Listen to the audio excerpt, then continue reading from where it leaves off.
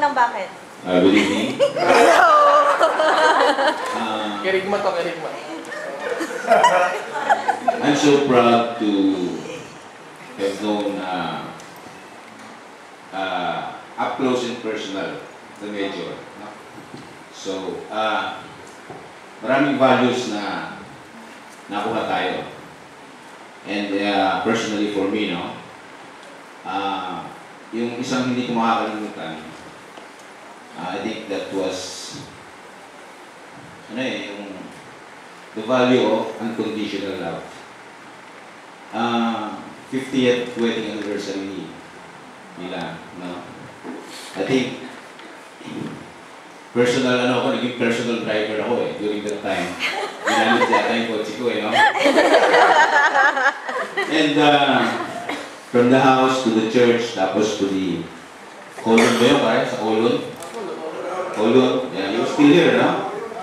Kung dami kinento sa akin ni Major.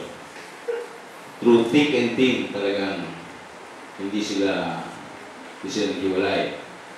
And siguro, tama ka din natin, tama ka. And I think those were emulated by the children, no? Especially siguro si Bu, saka si Doc, saka si Chip.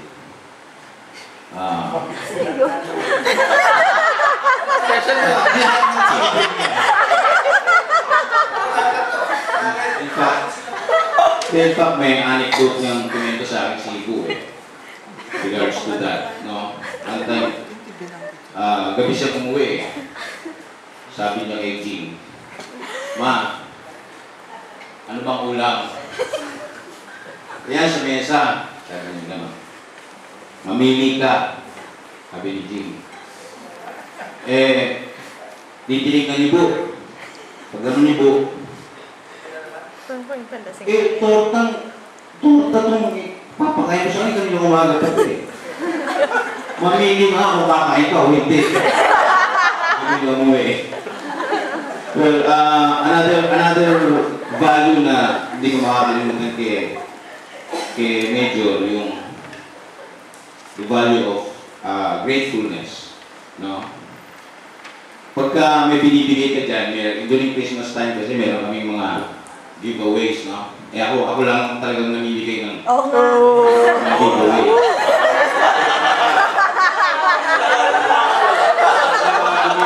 Hindi nila makakalimutan yun.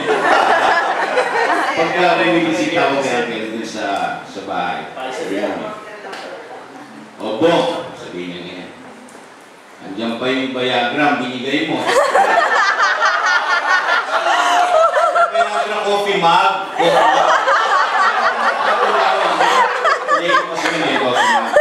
So, very, very, very grateful si So, siguro, all I can say is that again, you're now in a better place, much more better place than us. So, kung sakasakali siguro makita mo si nanay, just send my hugs and kisses. We will surely miss you, Major.